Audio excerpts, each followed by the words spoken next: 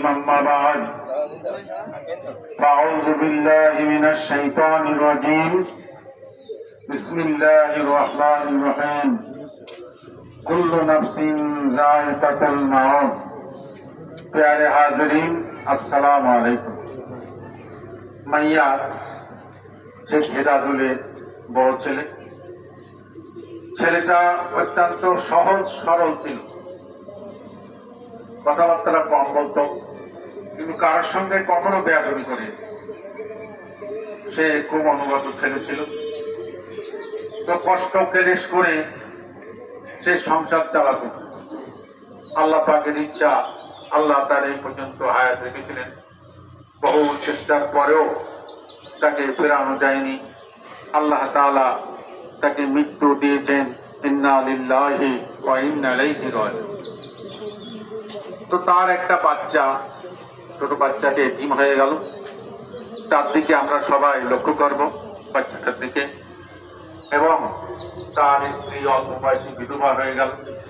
তার দিকে আত্মীয় স্বজনরা সবাই সদয় দৃষ্টি রাখবেন। আর তার প্রতি তার আব্বা মা আত্মীয় স্বজন সবার কাছে অনুরোধ যে তাকে অন্তরে অন্তঃস্থল থেকে মাফ করে দিবেন এবং আমরা সকলেই তাকে মাফ করে দিই। যখন আমরা শেখ হাসিনার বাড়ি পৃষ্ঠপোষক নিয়ে যাই, তখন ড্রেসিং রুমে যখন নিয়ে যাওয়া হলো, ওকে ড্রেসিং করানোর জন্য পুরোটাই খোলা হলো এবং ড্রেসিং করার পরে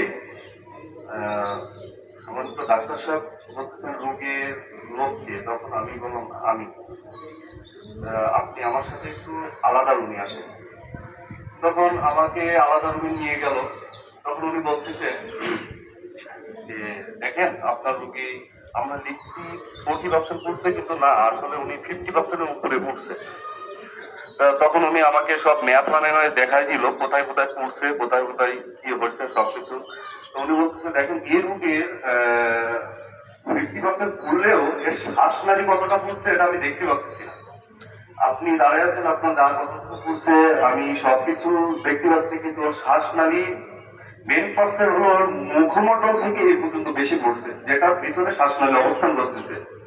এখন আমি তখন বললাম যে স্যার এটা শ্বাসনালীটা এখন কতটুকু পড়ছে এটা আমি জানতে পারি।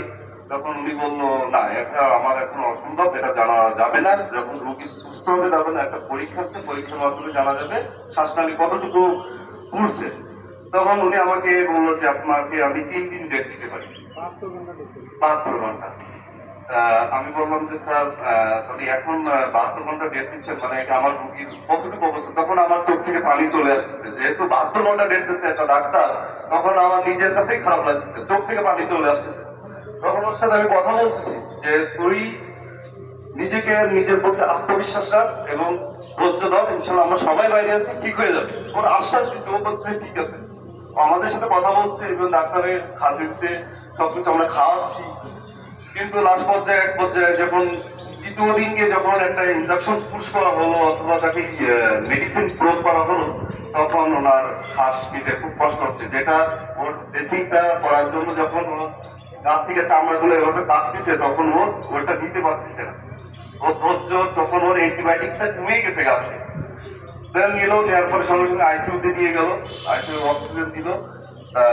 অক্সিজেন দেওয়ার পরেও তারপরে যে ভালো ছিল, ডাক্তাররা ওইভাবে আমাদের কিছু বলিনি। আর ইনস্ট্যান্ট নাও যে বাসায় কাজ করতে হলে, উনি একজন সনাতন ধর্মের লোক, হিন্দু।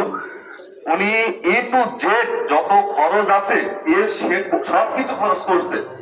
ইভেন ওনার যে মেয়েটা বাচ্চা আছে, আমরা পুলিশ ভেরিফিকেশনের জন্য একবার কালিয়াপুর, একবার শাহবাগ থানা খুব দৌড়াদৌড়ি করছি, এই কালু বাবা আমরা সবাই মিলে গাড়ি তো ভাড়া করছি। ইভেন ওনার মেয়ের জন্য উনি 50,000 টাকা আলাদা ভাবে দিবে বলছে।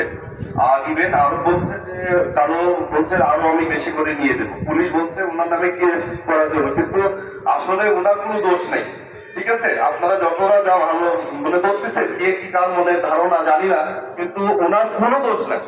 উনি একটা হিন্দু ধর্মের লোক হয়ে যেভাবে ওনার পিছনে দৌড়াইছে, যেভাবে আমাদের সাথে জিনিসটা নাও ছিল, আমি মনে ওনাকে আমি ধন্যবাদ জানাই যে উনি একটি হিন্দু ধর্ম লোক হিসাবে ওনাকে যেভাবে সাহায্য সহযোগিতা করছে।